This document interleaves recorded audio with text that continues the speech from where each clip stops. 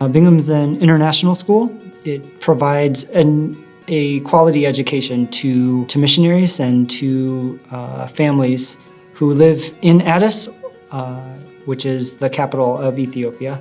So for me, it was when my dad was sick with cancer, and he kind of said, live your life, don't wait. Like, you always think you're going to have your golden years, and that's not guaranteed.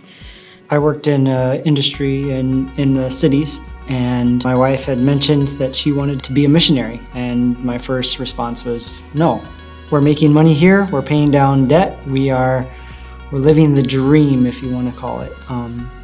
And it wasn't until I met a guy at work who said he had been in the industry for 40 years. And he was retiring, and he said, now I'm going to go live the rest of my life. And I had that feeling when God's talking to you.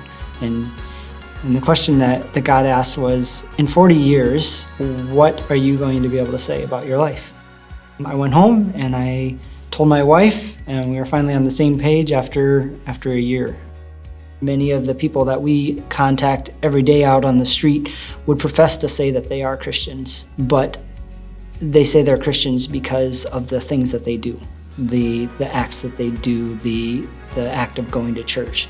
The need is there for people to know that it's not through religion that saves them. It's through the saving power of Jesus Christ and recognizing that He died, was buried, and rose again.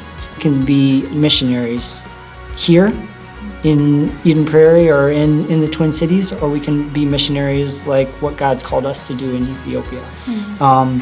And it's going to take different sacrifices, but none of that is more or less important. It's the willingness that it takes to listen to what God's calling you to do.